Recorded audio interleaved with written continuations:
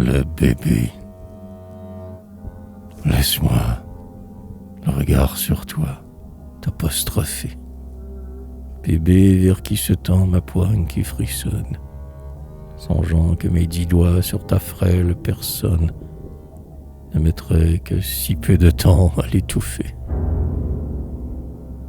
Masse qui vit, tu n'es pour d'aucun, pour d'aucune, surtout qu'une pelote amusante de chair. Petit corps à manger, de baisers, être cher, être exquis. Et jamais tu ne les importunes.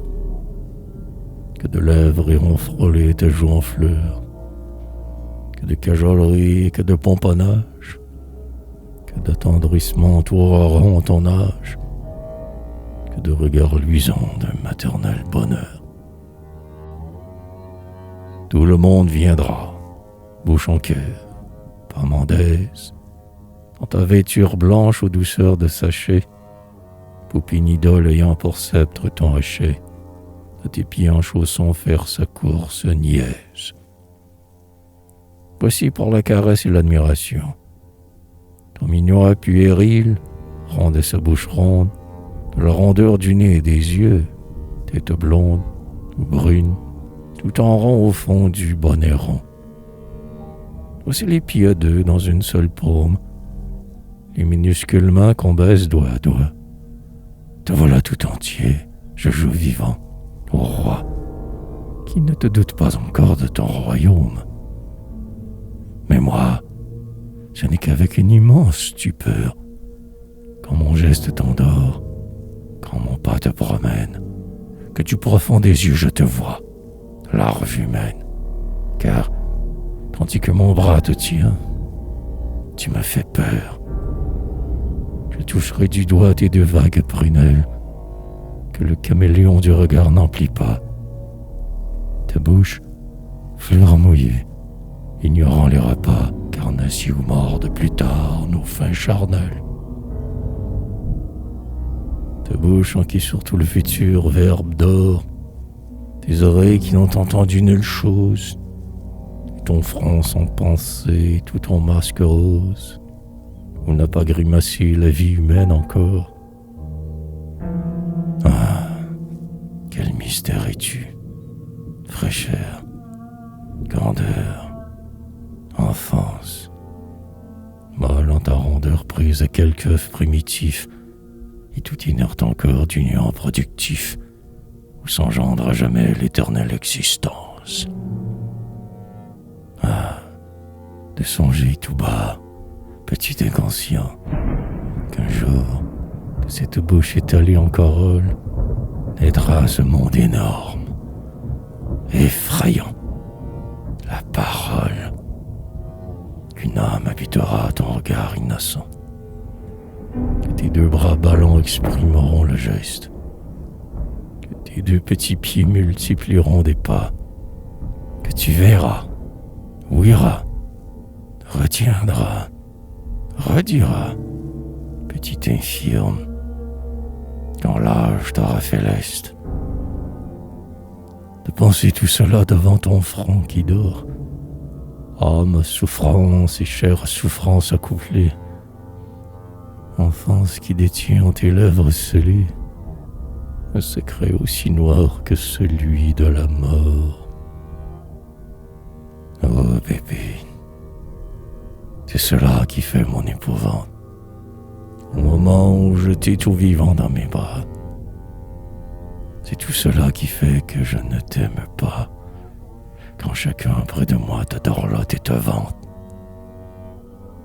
Car, devant le poupon aux charmes éternels, pour lequel à jamais s'extasieront les mers, mon sombre cœur de femme en ses fibres amères ignore le frisson des amours maternels.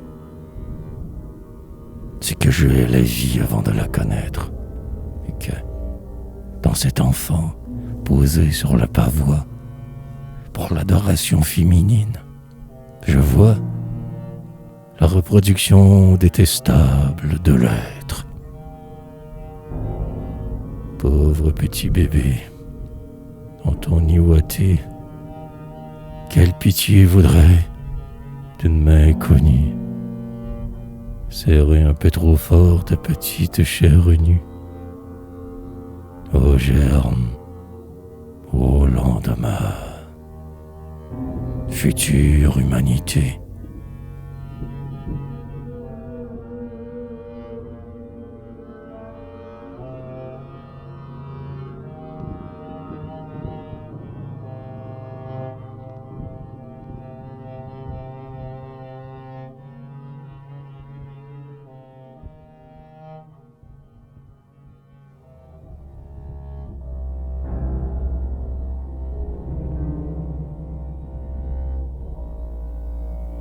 L'offrande,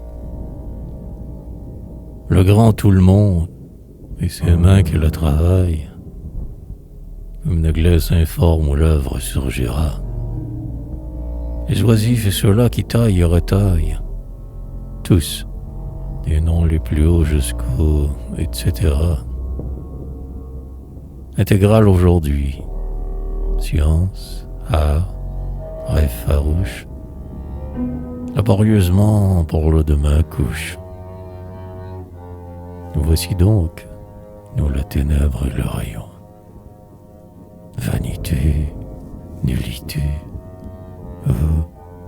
misère, ignorance, égoïsme, mal, vice, immense bataillon. Toute la brute humaine horrible de souffrance, horrible de bassesse, horrible de laideur, porte son fait et prend part au dur labeur.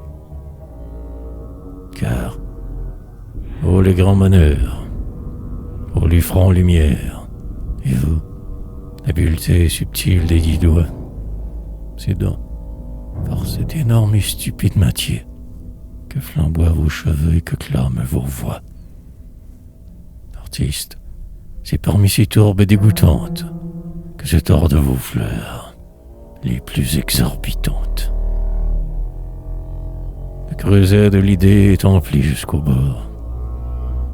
La substance y bouillonne, inconscient, et s'y moule.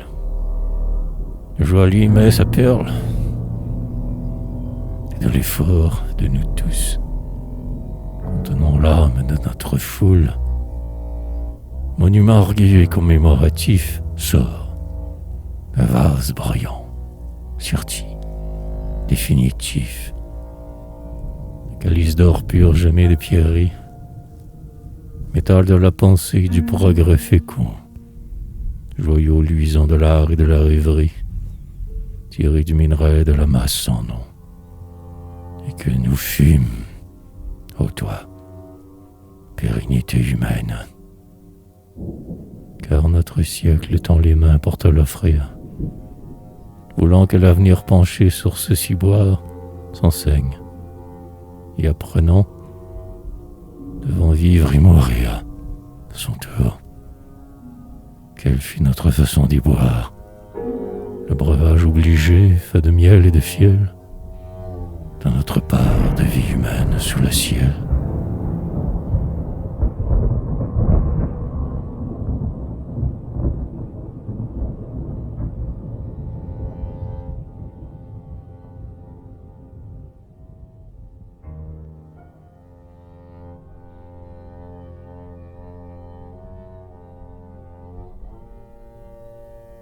Trilogie de la vie et de la mort. Je crisperai au drap mes poignes refermées, et, pleurant par ma chair la dernière sueur, j'expirerai, l'œil plein de la suprême peur, la bouche ouverte encore par les affres pâmés. La pâleur sculpturale et calme des camées, alors envahirait mon masque sans chaleur. Et, sans âme, sans plus jamais de rythme au cœur, je dormirai parmi les cires allumées. Ah, Moria, si mon corps sous le marbre poli se reposait, tout jeune, avec la fleur d'oubli, et tout poussé au coin de la croix protectrice, où serait l'être vers quel lointain quelque part, lorsque se referait la terre productrice, avec ce qui fut voix, attitude et regard.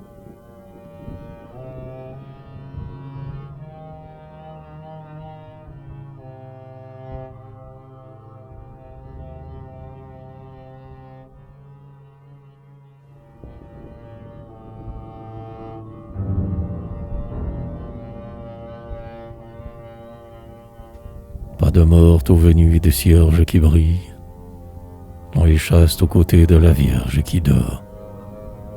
Mais le dos que le poids de l'existence tord, mais la face où le temps marque son estampille. Il brille que tient debout la canne et la béquille, la vieillesse, en un mot, plus triste que la mort, peut me faire, à la fin de ce suprême effort, la vie, réelle blanche ou bien très vieille fille. Et gérée par le siècle, égarée sans lot, gardant la peine au cœur, le dégoût, le sanglot, d'avoir perdu la vie et d'être encore sur terre. Avec le navrement des désespoirs vécus, dans les yeux, je serai l'ambulante misère, la laide, que sa mort nulle ne pleurerait plus.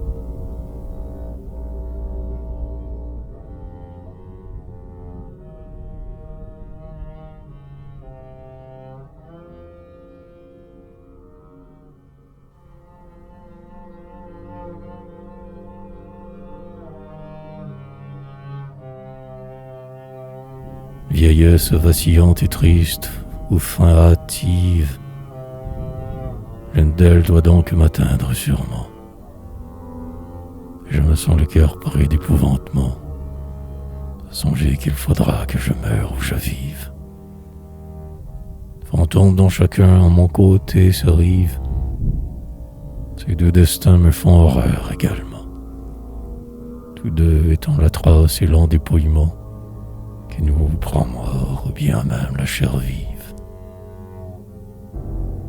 N'existe-t-il aucun refuge où s'échapper, nulle épaule où pleurer, nulle porte où frapper quand le cœur est tordu par la détresse noire?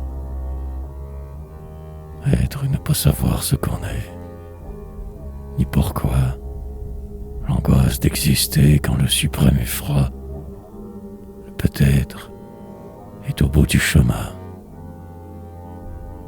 Croire, oh croire.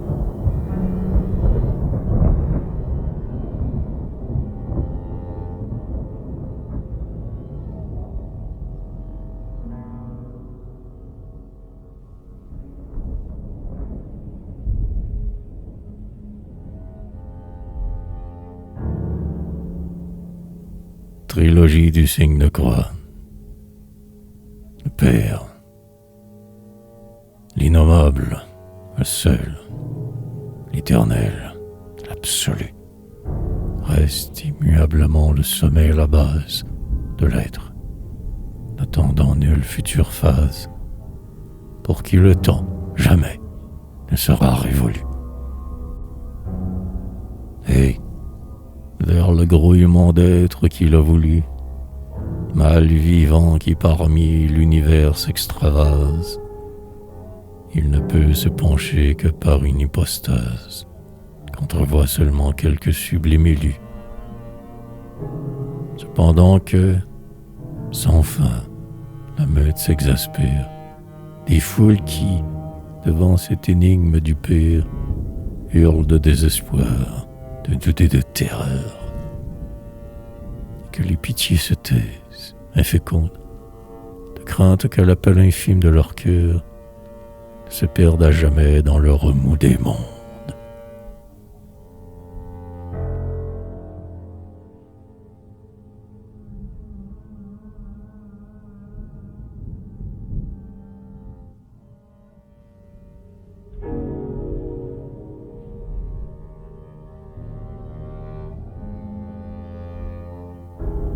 Le Fils. Mais voici que, parmi l'horrible bacchanal, Le Père engendre un Fils infiniment auguste, dans le but de laisser à l'humanité fruste l'exemple de son être aimable et virginal. Les yeux levés, au cours de son chemin banal, au ciel d'où semble choir chaque hasard injuste, il travaille, ridant ses mains, ployant son buste,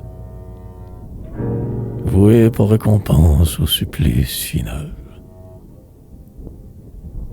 Voulant, hôte du monde haineux, ville, triste, obscène, traversant, à sécher sa scandaleuse scène, doué d'âme et de cœur ces vivants mannequins, en leur montrant, par sa douceur à leur souffrance, la part de cils prise à leur labeur mesquin.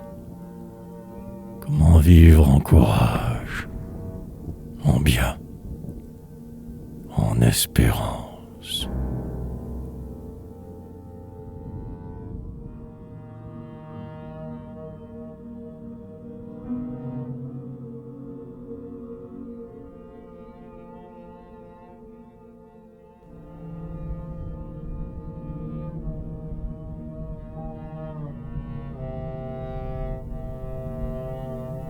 L'esprit. Mais ensuite, parmi la foule qui proteste, raillé sans fin, non cru sauve des doux ionies, tout l'être illuminé d'un reflet d'infini, les fils dit l'air neuve au monde impie, et testent. Et, joignant jamais le ciel à l'homme, reste. C'est pourquoi son époque entière l'a puni. L'éclair qui fit divin l'être du reboni, en passant par sa voix, son regard et son geste. L'esprit, prière, extase, appel, assomption de l'âme avant le temps de résurrection, vers la source promise à la Samaritaine, dont elle redescend prête à m'y obéir, ayant renouvelé dans sa course lointaine le vouloir effrayant de vivre sans faillir.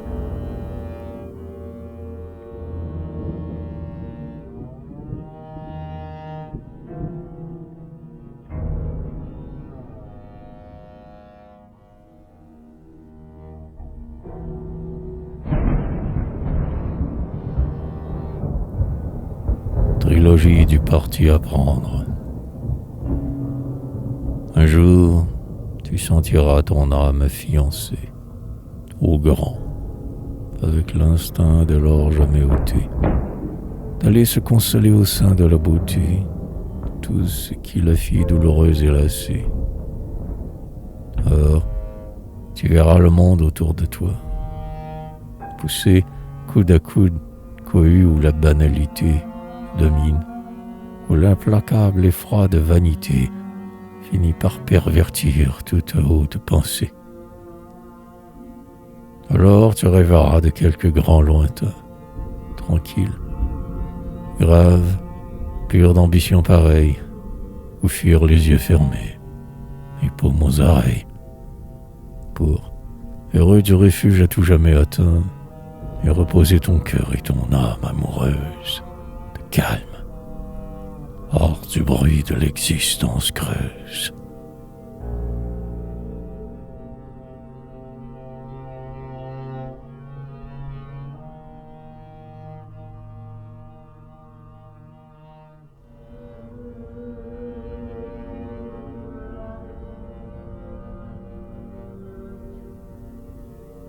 Ton âme cherchera l'issue où s'en aller. Alors, et prise encore dans le chaos des choses, avide de monter vers des apothéoses, ses ailes s'ouvriront larges pour y voler. Et tu croiras, ainsi qu'un souffle, t'exhaler. Et, comme un aigle plane au fond des couchants roses, tu croiras t'élever jusqu'aux portes closes, de l'au-delà pour toi prêt à se déceler. Mais tu redescendras de tes grands crépuscules. Mais tu renonceras aux luttes ridicules de ton infimité contre l'éternité. Haïssant encore plus ton humaine atmosphère, haïssant l'infini pour t'y être heurté, tu resteras béant, ne savoir que faire.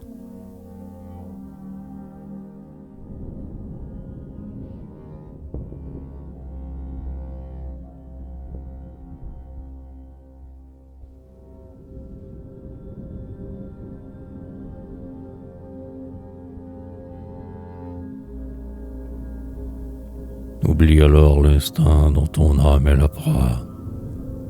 Brise la force en toi qui s'en va vers l'aimant. Et que l'extérieur des choses seulement suffise désormais à te donner la joie. Sois heureux du couchant splendide qui flamboie, sans vouloir marier ton âme au firmament. Tâche d'aimer le beau sans être son amant, sans te laisser troubler des charmes qu'il déploie. Donne tout ton effort pour prendre ce parti. Renonce à ce projet qui n'a point abouti de trouver un asile où ton âme s'isole. Renonce à t'obstiner dans ton rêve. Sinon, après quelques essais, dans la camisole des 2 points impuissants et meurs au cabanon.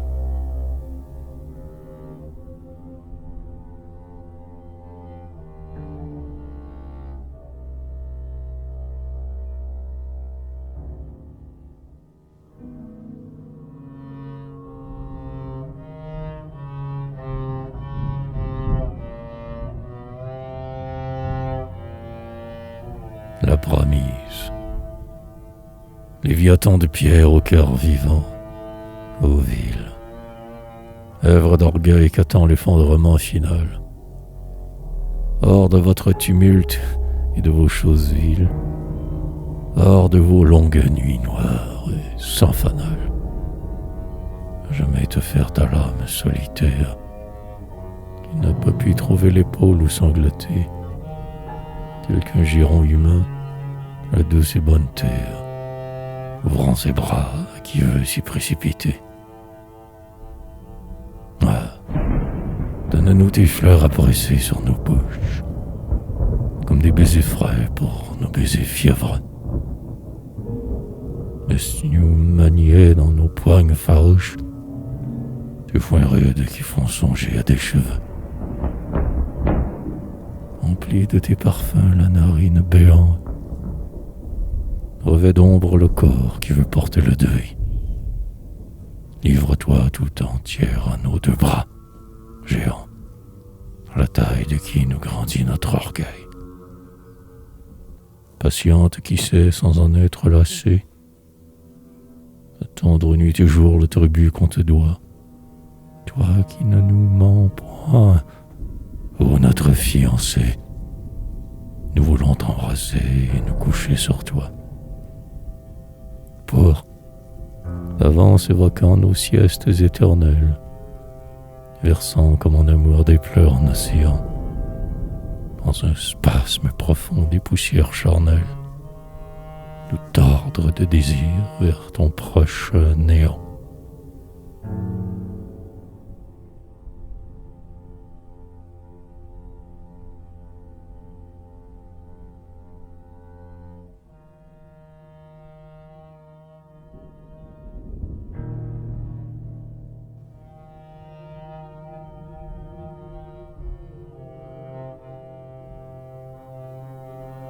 Ceci, cela,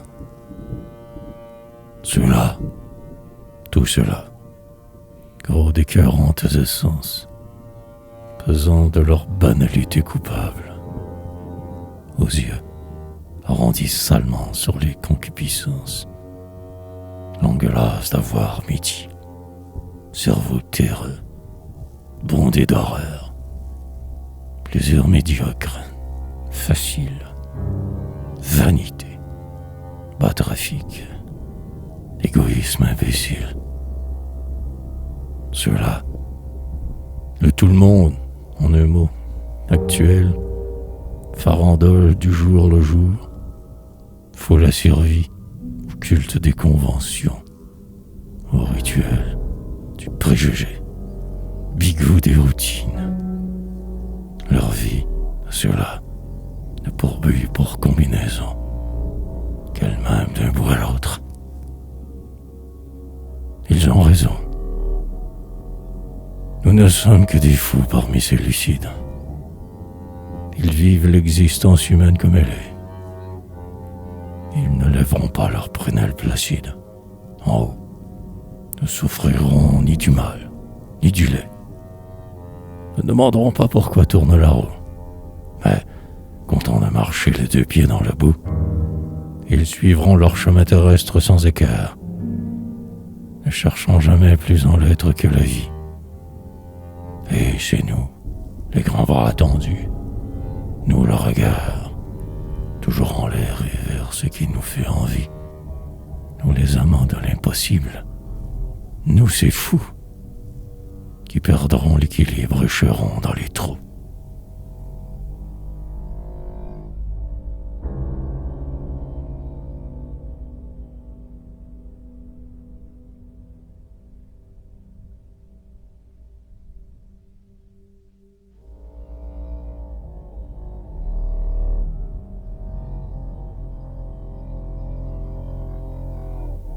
Hymne à la mort. Toi qui, dans les ébats de la mauvaise joie, qui, dans la vanité des vanités, descend, rôde, flairant, guettant en silence ta proie, ô toi l'hommage, ô mort, le salut et l'encens. Je veux fêter sans fin ton masque épouvantable, qui sans bouche ricane et sans yeux voit. Tes mains, si maigres, maniant le faux inévitable, dans les bouddhismes stupides des humains.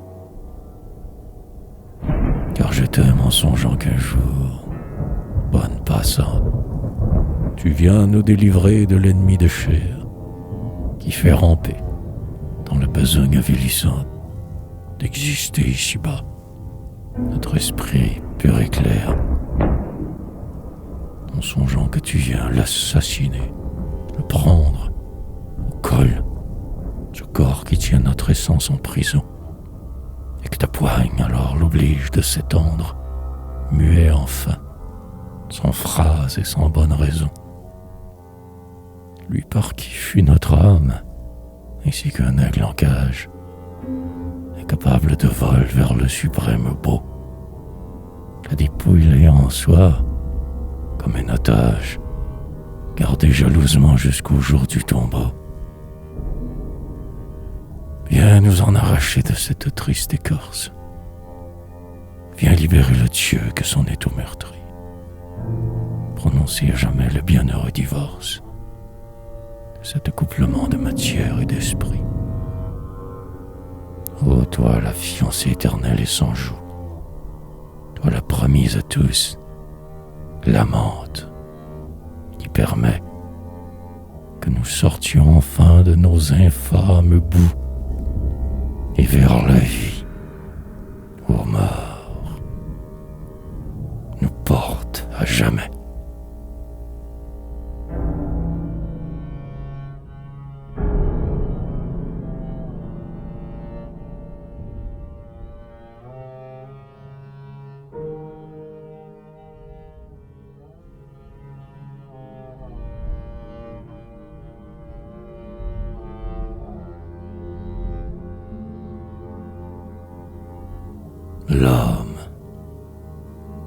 L'âme de ceux qui sont ou seront, l'âme étrange et hautaine qui couvre un terrible avenir, naît dans les cœurs amers, sous des fronts qu'elle mange, et dans des corps déjà las de la contenir. Elle est pesante d'utopie de chimère, soulevée en l'effort immense de ces temps, vers de la vérité vraie et de la lumière, qui hurle dans le vide en pourquoi le temps. L'art y est convulsé dans l'horreur du symbole, tordant le geste fou de ces deux grands bras nus, plein de menaces et de haineuses paraboles, sur un sinistre fond d'horizons inconnus.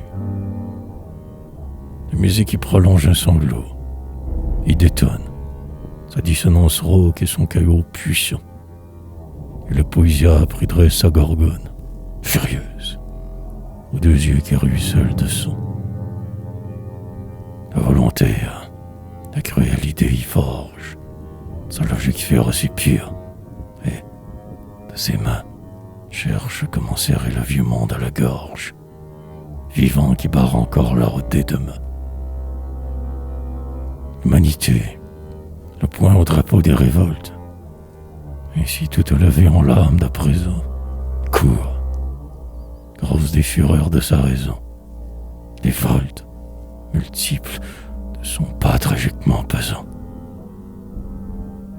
Mais nous, lourds de cette âme ample qui s'évertue, pour accoucher du songe énorme qui l'emplit, rêvons, ayant jeté son fardeau qui nous tue, au dormir éternel de notre dernier lit.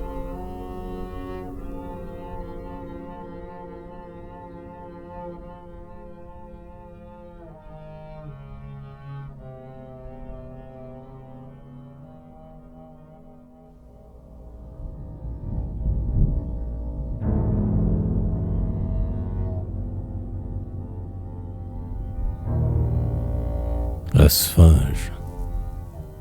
Notre pensée intime est un vaste royaume, dont le drame profond se déroule tout bas. Toute chair emprisonne un ignoré fantôme, toute âme est un secret qui ne se livre pas. Et c'est en vain, ô front, que tu cherches l'épaule, refuge en qui pleurer, aimer ou confesser. L'être vers l'être va comme l'aimant au pôle, mais l'obstacle aussitôt vient entre eux se dresser. Car, au fond de nous tous, ennemis et maîtresses, la Sphinge s'accroupit sur son dur piédestal, et tout épanchement de cœur, toute caresse, soudain se pétrifie à son aspect fatal. Sa présence et toujours au nôtre se mélange. Sa croupe désigne les corps à corps humains. Au fond de tous les yeux vit son regard étrange. Ses griffes sont parmi les serrements de main.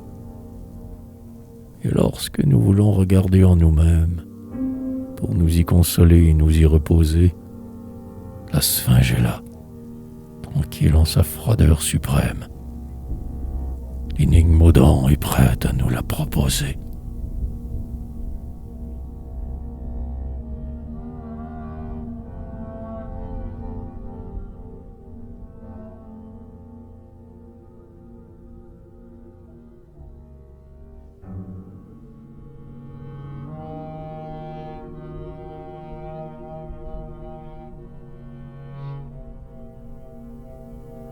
Litanie féminine.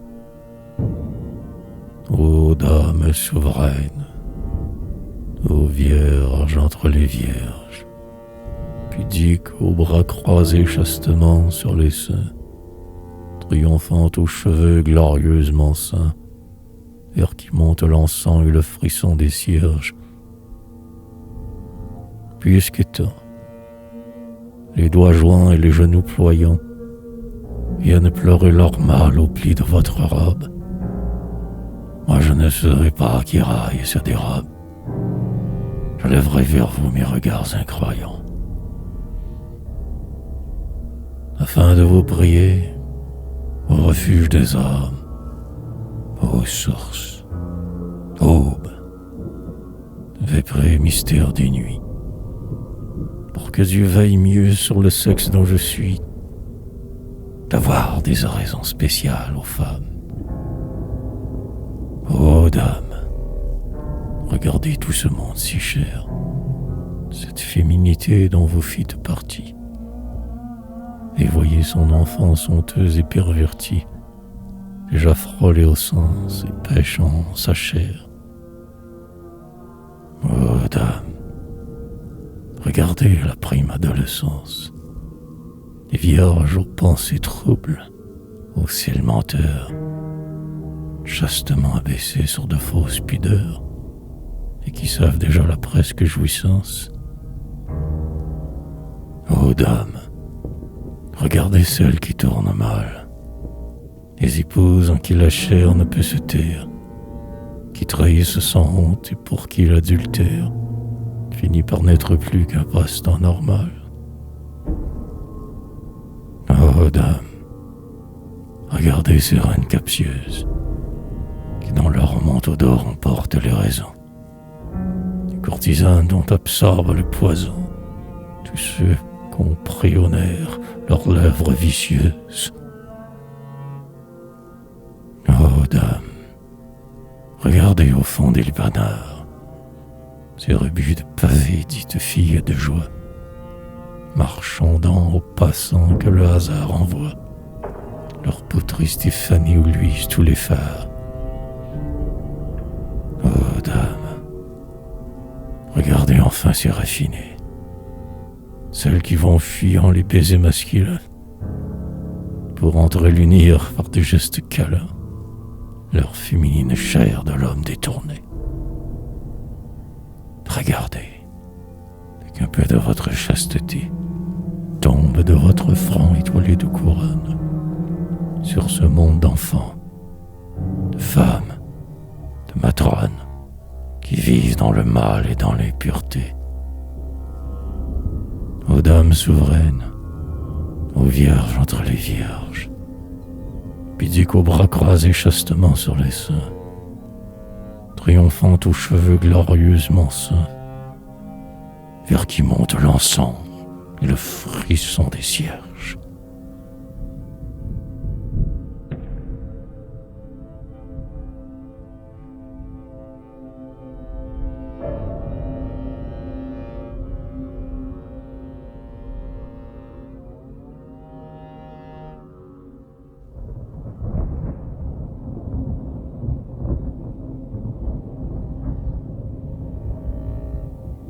Le couple, la chair, pourriture vaniteuse, qui étale de jour et de nuit tous ses phares et leur fraîcheur menteuse, et sa traîne d'orgueil qui la suit.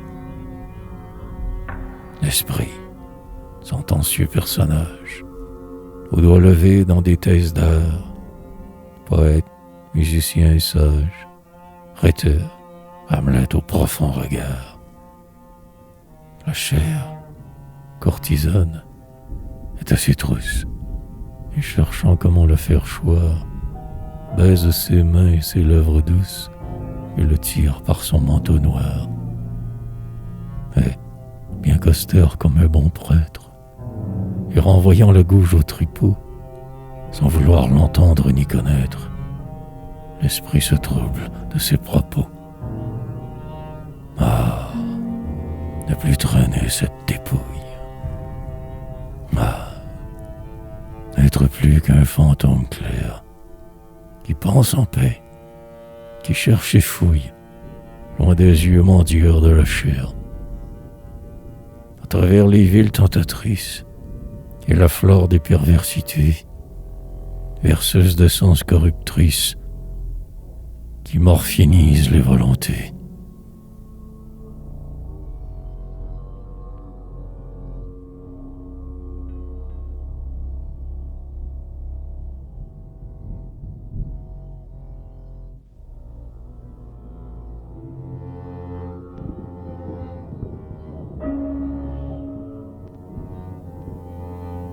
La cité de justice.